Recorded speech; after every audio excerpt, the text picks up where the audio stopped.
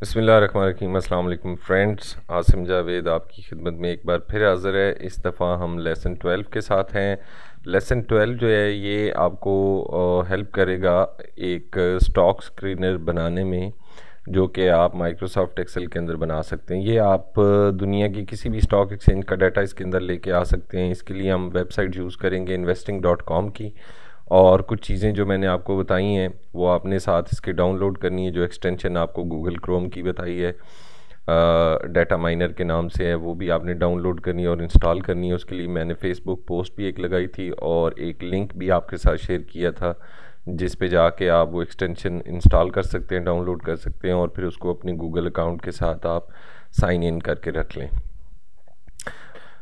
थोड़ा सा इंट्रोडक्शन मैं यहाँ पे ये देना चाहूँगा कि स्टॉक स्क्रीनर होता क्या है। Stock screener different paid website पे आपको अवेलेबल होता है। स्टॉक स्क्रीनर आपको हेल्प करता है कि अगर आप एक सर्च लगा रहे हैं कि मुझे ऐसे तमाम स्टॉक्स मेरी स्टॉक एक्सचेंज के मिल जाएं जिनकी प्राइस अर्निंग रेशो जो है वो बिलो 15 है, तो आपको ये सपोर्ट मिल जाती है कि आपको सिर्फ रेलेवेंट स्टॉक्स जो आपके अपने क्राइटेरिया को फुलफ़िल करते हैं, आप सिर्फ वो आपके सामने आ जाते हैं।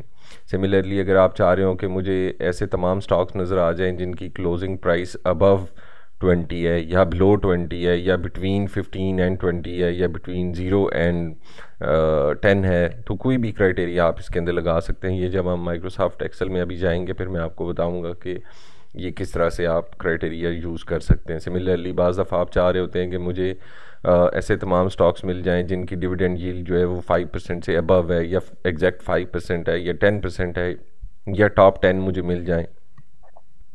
इसी तरह अगर आप ये चाह रहे हो कि मुझे एक स्पेसिफिक सेक्टर, आप चाहते हैं कि मुझे फार्मास्यूटिकल सेक्टर्स का सेक्टर के अंदर जो भी कंपनीज हैं उनका डाटा मिल जाए, या फिर आप चाह रहे हैं कि ऑटो सेक्टर की तमाम कंपनीज का डाटा मेरे सामने आ जाए, तो आप एक सेक्टर का कंपैरिजन यहाँ से कर सकते हैं।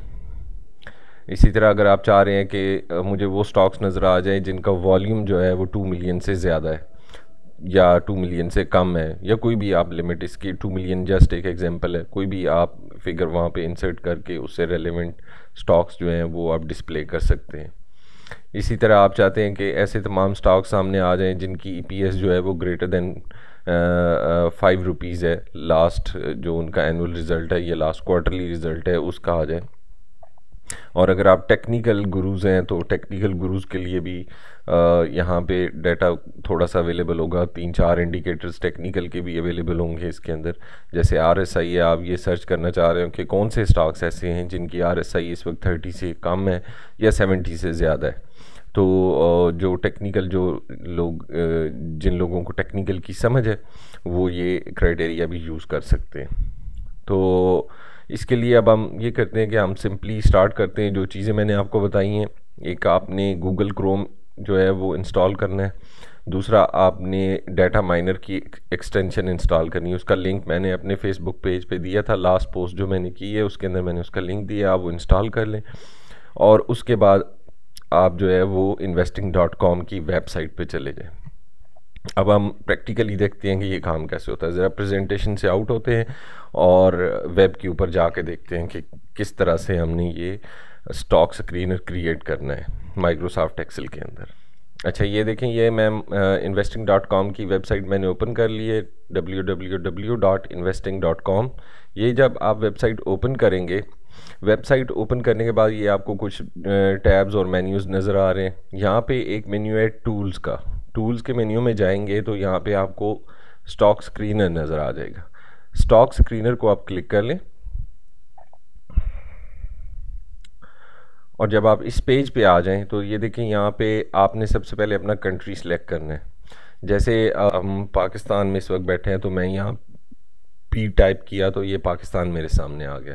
इस तरह जो इंडियन ऑडियंस है, काफ़ी लोग वहाँ से भी कांटेक्ट करते हैं और पूछते हैं कि हमारे यहाँ हम अपनी स्टॉक एक्सचेंज के हवाले से कहाँ पे रिसर्च कर सकते हैं। उनके लिए भी ये है कि आप यहाँ पे अगर इंडिया लिखेंगे तो आपको इंडियन स्टॉक एक्सचेंज मिल जाएगी। जैसे ये मैंने क्लिक किया, इसको क्लिक करने के बाद आपके पास जो आपके कंट्री के अंदर एक्सचेंजेस हैं वो सामने आ जाएंगी। जैसे BSE और NSE है, आप जिसका डाटा आप चाह रहे हैं आप वो क्लिक कर लें। फिल वक्त हम इसको, चूँकि ज़्यादा ऑडियंस पाकिस्तान की है तो हम पाकिस्तान को क्लिक करते हैं यहाँ पे, और उसके बाद हमारे पास एक्सचेंज में, चूँकि हमारे पास सिर्फ एक ही एक्सचेंज है, तो आप ऑल एक्सचेंजेस भी रहने दें या कराची सिलेक्ट कर लें तो एक ही बात है, क्योंकि अगर एक से ज़्यादा हो तो फिर आपको यहाँ पे सिलेक्शन करना जो है वो इम्पॉर्टेंट है। अगर एक ही है तो हमारे लिए कोई इतना प्रॉब्लम नहीं है। उसके बाद अगर आप जो स्पेसिफिक सेक्टर की अगर रिसर्च करना चाह रहे हैं तो वो भी यहाँ से आप ओपन कर सकते हैं कि मैं किस सेक्टर की रिसर्च करना चाह रहा हूँ, लेकिन मैं आपको मशवरा दूंगा कि आप यहाँ पे कोई मज़ीद जो है वो सिलेक्शंस ना करें, क्योंकि ये सारी की सारी चीज़ें हम माइक्रोसॉफ्ट एक्सेल के अंदर कर सकते हैं बाद में। इसी तरह ये भी ऐसे रहने दें। हाँ, यहाँ से अगर आप ये चाह रहे हैं कि मुझे सिर्फ ऑर्डिनरी शेयर्स का डाटा चाहिए, तो आप देखें कि ऑर्डिनरी शेयर्स जो हैं वो 455 हैं, प्रेफर्ड शेयर्स जो हैं वो 3 हैं, क्लोज एंडेड म्यूचुअल फंड्स जो हैं उनके वो 5 कंपनीज हैं। अगर आप चाह रहे हैं कि सबका डाटा चाहिए तो ये आप सब इधर ऑल इक्विटी टाइप्स को सिलेक्ट कर लें। अगर आप चाह रहे हैं कि सिर्फ ऑर्डिनरी शेयर्स का डाटा चाहिए तो आप इसको सिलेक्ट कर लें। हम फिल वक्त सिर्फ ऑर्डिनरी शेयर्स के ऊपर रिसर्च करना चाह रहे हैं तो मैंने वो सिलेक्ट कर लिया। यहाँ से अब आप देखें कि आपका जो क्राइटेरिया है उसमें 455 मैचेस हैं, यानी आपके पास जब कंपनीज डाउनलोड हो के आप उनको एक्सेल में लेके जाएंगे तो 455 होंगी। दूसरी चीज़ जो आपने चेक करनी है वो आपने इस पेज के बॉटम पे आना है और यहाँ पे देखना है कि नंबर ऑफ़ पेजेस कितने हैं। जैसे इस वक्त मेरे पास 10 है, लेकिन अगर आप BSc का डाटा सेलेक्ट करेंगे तो मेरा ख्याल है उसके 73 पेजेस हैं। मैंने किसी को बना के दी थी कुछ दिन पहले, तो मुझे याद है कि 73 पेजेस उसके बनते हैं, लेकिन हमारे 10 पेजेस हैं। अब आपने ये चीज़ याद रखनी है कि कितने पेजेस हैं आपके पास, और फिर आपने ये जब एक्सटेंशन इंस्टॉल करेंगे तो आपके पास ये डाटा माइनर की एक्सटेंशन यहाँ पे डिस्प्ले में आ जाएगी। आपने इसको क्लिक करना है। अच्छा, इसको क्लिक करने के बाद यहाँ पे काफ़ी सारी ये रेसिपीज़ हैं डाटा एक्सट्रैक्ट करने की। मैंने एक रेसिपी बना के पब्लिक कर दी है और वो ये है stock screener dash Asim Javed. मेरे नाम से है ताकि आपको याद रहे, मिक्स ना हो जाए बाकी चीज़ों के साथ।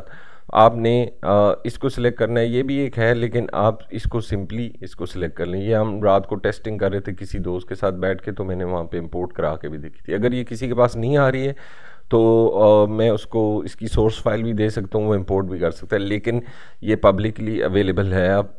तो आपने इसको सिंपली यहाँ पे क्लिक कर देना है। अच्छा, जब आप इसको क्लिक कर देंगे तो ये एक टेबल आपके सामने खुल जाएगा।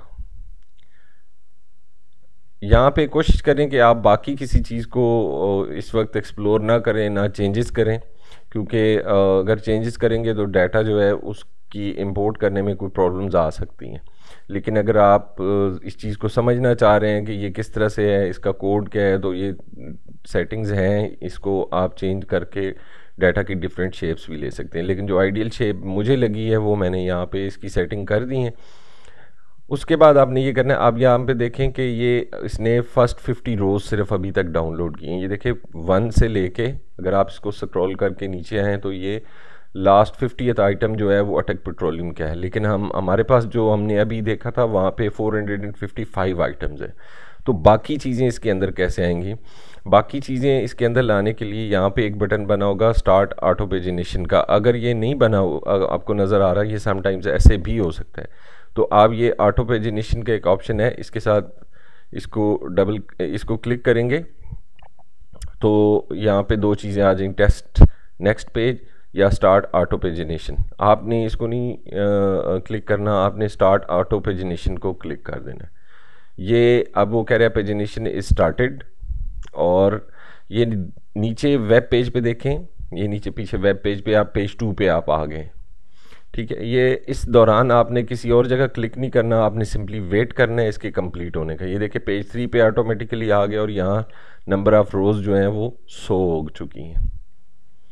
ये डिपेंड करता है कि आपके इंटरनेट की स्पीड क्या है और आपके कंप्यूटर की स्पीड क्या है, उस पे डिपेंड करते हुए ये टाइम थोड़ा सा लगाएगा। और आपके स्टॉक एक्सचेंज का डाटा डाउनलोड कर लें, अगर किसी स्टॉक एक्सचेंज में 7000 कंपनीज़ हैं तो ऑफ कोर्स उस पर थोड़ा ज़्यादा टाइम लगेगा। हमारे पास सिर्फ 455 कंपनीज़ हैं, तो ये इसको 1 मिनट के अंदर अंदर ये कंप्लीट कर लेगा। अभी ये देखें 400 रोज़ का डाटा लिया है, पेज 9 पे हम इस वक्त मौजूद हैं, और ये अभी लास्ट पेज 10 यहाँ पर लेके आएगा। ये देखिए 450 हो चुके हैं, लेकिन अभी 5 रहते हैं। अभी लास्ट 5 जो हैं वो भी यहाँ पर डिस्प्ले हो जाएंगे। ये देखिए लास्ट 5 डिस्प्ले हो गए। जब आपका ये काम कंप्लीट हो जाए उसके बाद आपके पास दो ऑप्शन है। एक ऑप्शन ये है कि यहाँ डाउनलोड का बटन है, आप इसको क्लिक करेंगे तो एक्सेल की फ़ाइल डाउनलोड हो जाएगी। दूसरा आपके पास ये ऑप्शन है कि आप ये इसको क्लिप बोर्ड पर कॉपी कर लें। जब आपने इसको क्लिप बोर्ड पर सपोज कॉपी कर लिया, कॉपी करने के बाद आप एक्सेल खोलें, माइक्रोसॉफ्ट एक्सेल खोलें और एक न्यू फाइल ओपन कर लें, ब्लैंक फाइल ओपन कर लें और सेल A1 को क्लिक करें और यहाँ पे आप सिंपली कंट्रोल V प्रेस कर दें। जब आपने कंट्रोल V प्रेस कर दिया उसके बाद आप ये होम की टैब में मैं हूँ, फॉर्मेट पे क्लिक करें और ऑटो फिट कॉलम विड्थ कर लें, तो ये ऑटो फिट कर देगा। उसके बाद सेकंड काम आपने ये करना है कि आपने यहाँ पे होम की टैब में फॉर्मेट एज टेबल लिखा होगा, इसको क्लिक करना है और इसमें से कोई भी टेबल डिज़ाइन जो कलर आपको अच्छा लगता है या जो भी आपको आपके एस्थेटिक्स को अपील करता है वो आप सिलेक्ट कर लें। एक चीज़ का ध्यान रखें कि जब आप इसको क्लिक करेंगे तो यहाँ पे एक ऑप्शन बनाएगा माई टेबल हैज़ हेडर्स, तो इसको आपने चेक करना है। ये अभी चेक हुआ है, अगर नहीं चेक हुआ होगा तो आपने इसको चेक करना है। उसके बाद आपने इसको ओके प्रेस करना है। तो देखिए फर्स्ट रो को उसने हेडर बना दिया और बाकी सारा डाटा आपके पास इस वक्त अवेलेबल है। ये देख लें, इसको अगर आप स्क्रॉल करते जाएंगे तो ये देखिए 456 रोज़ हैं, एक रो हेडर के लिए और बाकी 455 आइटम्स उसने आपको डिस्प्ले कर दिए। अच्छा, अब इसको आपने यूज़ कैसे करना है? इसको आपने यूज़ ऐसे करना है कि सपोज़ आप ये चाह रहे हैं वो मैं ऐसे तमाम स्टॉक सामने ले आऊँ जिनकी प्राइस अर्निंग रेशो बिलो 15 है। तो आपने ये जो फ़िल्टर बटन बना हुआ है, इस फ़िल्टर बटन को क्लिक करना है। फ़िल्टर बटन को क्लिक करने के बाद आपने नंबर फ़िल्टर में जाना है और यहाँ पर डिफरेंट ऑप्शंस आ रहे हैं, equal, does not equal, greater than. आपने चूँकि लेस देन में जाना है, आप चाह रहे हैं कि लेस देन हो 15 या आप चाह रहे हैं कि 15 भी हो और उससे कम भी हो, तो आप लेस देन और इक्वल टू करें। ये करेंगे, यहाँ पे आपके पास एक विंडो ओपन हो जाएगी, यहाँ आप टाइप कर लें 15 और आप इसको ओके प्रेस कर दें। तो ये सारे वो स्टॉक्स आ गए हैं जिनकी प्राइस अर्निंग रेशो जो है वो 15 से कम है। इसमें कोई भी ऐसा स्टॉक नहीं होगा जिसकी पी जो है वो 15 से ज़्यादा होगी। अच्छा, अब आप नेक्स्ट ये चाह रहे हैं कि अच्छा ये स्टॉक्स तो मैंने सिलेक्ट कर लिए जिनकी प्राइस अर्निंग जो है वो 15 से कम है। अब मैं ये चाह रहा हूँ कि इन स्टॉक्स में से वो स्टॉक्स मज़ीद सिलेक्ट करूं जिनकी प्राइस टू बुक रेशो जो है वो बिलो 1.5 है। तो आप ये देख लें, साथ ऊपर डाटा आपके पास कितनी तरह का आ रहा है। यहाँ से आप प्राइस टू बुक रेशो ये आपके पास आ गई। प्राइस टू बुक रेशो में आप दोबारा फ़िल्टर लगाएं, आप नंबर फ़िल्टर लगाएं, आप कहें लेस देन 1.5, तो लेस देन 1.5 आपने करके ओके कर दिया। अब ये स्टॉक्स जो आपके सामने डिस्प्ले हो रहे हैं ये वो स्टॉक्स हैं जिनकी प्राइस अर्निंग 15 से कम है और जिनकी प्राइस टू बुक रेशो जो है वो 1.5 से कम है। ठीक है, तो ये स्टॉक्स अब आपके उस क्राइटेरिया पे पूरे उतर रहे हैं। फिर आप ये चाह रहे हैं कि अच्छा ऐसे स्टॉक्स होने चाहिए जिनका 1 ईयर का रिटर्न जो है वो ग्रेटर देन 20 होना चाहिए सपोज। तो यहाँ पे आप ग्रेटर देन 20 एक और क्राइटेरिया आपने लगा दिया, ये मज़ीद शॉर्ट लिस्टिंग होगी। ठीक है, अब आप ये चाह रहे हैं कि इंडस्ट्री भी मैं इसमें से शॉर्ट लिस्ट कर रहा हूँ कि इंडस्ट्री कौन सी मुझे चाहिए, तो आप यहाँ से इंडस्ट्री में एक भी सिलेक्ट कर सकते हैं, एक से ज़्यादा भी सिलेक्ट कर सकते हैं। ये कंस्ट्रक्शन सर्विसेज कर ली, कंज्यूमर फाइनेंशियल्स कर ली, ओके कर दिया। ये देखें, अब आपके पास उसने 3-4 कंपनीज जो हैं शॉर्ट लिस्ट कर दी हैं जिसमें आपने क्राइटेरिया लगाया कि इंडस्ट्री जो है वो कंस्ट्रक्शन से रेलेवेंट होनी चाहिए, उसकी प्राइस अर्निंग रेशो 15 से कम होनी चाहिए, उसका 1 ईयर रिटर्न 20 से अबव होना चाहिए, उसकी प्राइस बुक रेशो जो है 1.5 से अबव होनी चाहिए। अगर आप ये चाह रहे हैं कि अच्छा मैंने एक क्राइटेरिया ख़त्म करना है, तो आप दोबारा उस पर क्लिक करें और यहाँ पे क्लियर फ़िल्टर फ्रॉम इंडस्ट्री होगा, ये आप करेंगे तो इससे ये क्राइटेरिया ख़त्म हो गया। इसी तरह आप इससे क्राइटेरिया ख़त्म करना चाह रहे हैं, इस पर क्लियर फ़िल्टर फ्रॉम ये 1 ईयर रिटर्न कर दें, and so on so fourth. अब जब आपका ये कंप्लीट हो जाए, समटाइम्स लोग इससे अनॉयड होते हैं कि ये फ़िल्टर बटन्स यहाँ पर आ रहे हैं, तो आपने सिंपल डिज़ाइन की टैब पे क्लिक करना है और फ़िल्टर बटन यहाँ से ऑफ़ कर देने।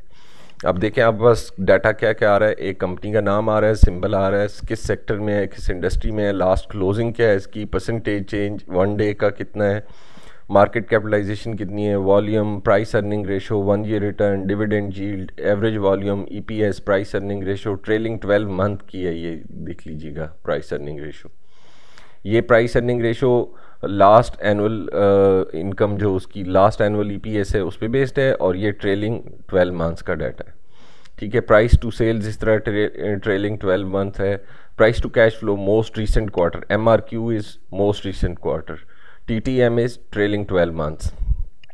इस तरह प्राइस टू बुक रेशो जो है मोस्ट रिसेंट क्वार्टर में क्या है, ये price to tangible book ratio MRQ, ये बुक वैल्यूज़ पे ही होती है, लेकिन बुक वैल्यू से इनटेंजिबल एसेट्स जो हैं वो माइनस कर लिए जाते हैं, जैसे मैंने आपने एक लेक्चर के अंदर आपको इसके बारे में समझाया था। 52 वीक्स का हाई क्या है, 52 वीक्स का लो क्या है, परसेंटेज चेंज क्या है 52 वीक से, और परसेंटेज चेंज जो है 52 वीक के लो से कितना है, ईयर टू डेट जो है वो परसेंटेज रिटर्न कितना है, प्रीवियस मंथ परसेंटेज चेंज कितना है, बेटा कितना है, रेवेन्यू कितना है, gross margin, operating margin, net profit margin, dividend yield, 5 year की एवरेज आ गई है। अगर आप 5 ईयर की एवरेज देखना चाह रहे हैं कि क्या है, इस साल तो शायद किसी स्टॉक का डिविडेंड बहुत ज़्यादा हो, लेकिन उससे पहले उसका बिल्कुल ज़ीरो आ रहा हो, तो अगर आप एवरेज देखेंगे तो एवरेज ज़्यादा बेहतर आपको नज़र आएगी। डिविडेंड ग्रोथ रेट आपको मिल जाएगा, पे आउट रेशो कितनी है उसकी वो मिल जाएगी, और ये RSI स्टॉक और CCI जो हैं ये तीनों आपको टेक्निकल इंडिकेटर्स भी यहाँ पे मिल गए। जैसे अगर आप चाह रहे हैं कि मैं RSI देखना चाह रहा हूँ कि कौन से स्टॉक्स हैं जिनकी RSI 30 से कम है, तो आप दोबारा फ़िल्टर बटन को क्लिक करें और RSI में जाके आप जो है वो नंबर फ़िल्टर में जाएं और लेस देन यहाँ पे 30 कर लें, 30 कर लें और ओके प्रेस कर दें। तो ये तमाम स्टॉक्स आपके सामने आ गए जिनकी RSI 30 से बिलो है। इसी तरह आप 70 से अबव देखना चाह रहे हैं, इनमें से किसी के ऊपर भी आप कोई भी क्राइटेरिया लगा सकते हैं। तो ये बेसिकली आपको तकरीबन जितनी भी वेबसाइट्स हैं वो पेड हैं इस तरह का डाटा देने के लिए। आप investing.com पे जाएं, सिंपल रेसिपी मैंने अपलोड कर दी है, आप कभी भी उसके ऊपर जाके किसी भी टाइम पे ये डाउनलोड कर सकते हैं। लेकिन सिर्फ इस चीज़ का ध्यान रखें कि ये जो डाटा है ये मेरा बनाया हुआ नहीं है, investing.com का डाटा है। तो आपकी रिलायबिलिटी अगर investing.com पे है तो आप इसको यूज़ करें।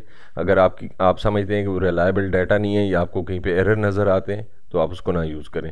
लेकिन ये जो मेरा फर्स्ट स्टेप था ट्रेनिंग का, जिसमें मैं आपको ये समझा रहा था कि आपने स्टॉक सेलेक्ट कैसे करने हैं, वो मैंने आपको बता दिया। मैंने आपको डिफरेंट रेशोज़ बताई, मैंने आपको क्राइटेरिया बताया वीडियो 11 के अंदर कि कौन से स्टॉक्स जो हैं वो आपने सेलेक्ट करने हैं इन्वेस्टमेंट के लिए।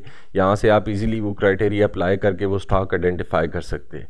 वो स्टॉक आइडेंटिफाई करने के बाद आप उसके ऊपर जो मैंने वीडियो 10, 9, 8 उससे पीछे जितनी भी वीडियोज़ हैं उनके अंदर मैंने आपको समझाया है कि किसी कंपनी का एनालिसिस कैसे करना है। आप वो कंपनीज़ की फाइनेंशियल स्टेटमेंट डाउनलोड करें पिछले 3-3, 4-4 साल की, और उनके ऊपर वो रेशोज़ अप्लाई करके देखें। अगर आपको कंपनी स्ट्रांग लगती है, अगर आपको वो सारी रेशोज़ अच्छी नज़र आती हैं तो आप उसके अंदर ज़रूर इन्वेस्ट करें। इंशाअल्लाह अल्लाह ताला उसके अंदर आपको ज़रूर प्रॉफिट देंगे। लेकिन अगर आपको लगता है कि हाँ यहाँ पे तो कंपनी क्राइटेरिया फुलफ़िल कर रही है, यानी कि उसकी प्राइस अर्निंग रेशो जो है वो भी 15 से बिलो है, उसकी बुक वैल्यू जो है वो भी below, price to book value जो है वो भी बिलो 1.5 है, लेकिन उसकी बाकी रेशोज़ जो हैं वो उसको सपोर्ट नहीं करती, तो आप उसके अंदर इन्वेस्टमेंट ना करें। लेकिन ये स्कैनर जो है ये आपको एटलीस्ट हेल्प करता है कि आप कंपनी शार्ट लिस्ट कर लें जिनके अंदर आपने इन्वेस्टमेंट करनी है। ये इस लेक्चर के साथ मेरा मोस्ट ऑफ द वर्क जो था मेरा फंडामेंटल एनालिसिस का वो ख़त्म हो चुका है। अब मुझे चूँकि बहुत सारे लोग ये कह रहे हैं कि आप हमें बेसिक फाइनेंस भी साथ समझाएं, क्योंकि हमें नहीं पता कि डिविडेंड यील्ड क्या होती है, हमें नहीं पता कि डिविडेंड डिस्काउंट मॉडल क्या होते हैं, या बैलेंस शीट के आइटम्स को थोड़ा डिटेल में एक्सप्लेन करें। तो मैं इंशाल्लाह अब जो है वो बेसिक फाइनेंस के कुछ कंसेप्ट क्लियर करूँगा नेक्स्ट वीडियोज़ में, और फिर उसके बाद जो है वो हम प्राइस टारगेट्स पे या डिस्काउंटेड कैश फ्लो के ऊपर जाएंगे, क्योंकि जो मुझे फीडबैक मिल रही है मेरे लिए ये बहुत मुश्किल है कि मैं डिस्काउंटेड कैश फ्लो की अभी से वीडियो बनाऊं और वो लोगों को समझ नहीं आनी, मेरी मेहनत भी ज़ाया जानी है। चले 10 बंदों को समझ आ जाएगी लेकिन 90 बंदों को फिर भी समझ नहीं आएगी। तो आपके लिए फ़िलहाल ये बहुत कुछ है यहाँ पे। जो फ्यूचर टारगेट्स हैं किसी भी स्टॉक का निकालने का, उसके लिए आपको डिस्काउंटेड कैश फ्लो पढ़नी पड़ेंगी। डिस्काउंटेड कैश फ्लो के लिए मुझे बेसिक फाइनेंस पढ़ानी पड़ेगी। तो बेसिक फाइनेंस में कोशिश करूँगा इंशाल्लाह कि नेक्स्ट एक सीरीज़ शुरू करूँ जिसके अंदर मैं बेसिक फाइनेंस आपको पढ़ाऊँ। वो बेसिक फाइनेंस पढ़ने के बाद फिर इंशाल्लाह आप डिस्काउंटेड कैश फ्लो पे भी चले जाएंगे और आप किसी कंपनी के फ्यूचर प्रॉस्पेक्ट्स को मज़ीद एनालाइज कर सकते हैं उसकी मदद से। तो ये 12 लेक्चर्स हैं हमारे। आप लोगों का बहुत शुक्रिया, आप लोगों ने इन 12 लेक्चर्स में मुझे बहुत सपोर्ट किया, मुझे अप्रिशिएट किया और एक डायरेक्शन हमने बना लिया कि हमने किस तरीके से इसको आगे लेके चलना है। मैं कोशिश करूँगा कि बेसिक फाइनेंस का कोर्स भी बहुत जल्दी शुरू करूँ। Thank you very much. आप लोगों को बहुत बहुत शुक्रिया देखने के लिए, समझने के लिए, हेल्प करने के लिए, सपोर्ट करने के लिए, अप्रिशिएट करने के लिए और फीडबैक देने के लिए। आपके साथ दोबारा रब्ता होगा बहुत जल्दी। टेक केयर, हैप्पी इन्वेस्टिंग, अल्लाह हाफिज़।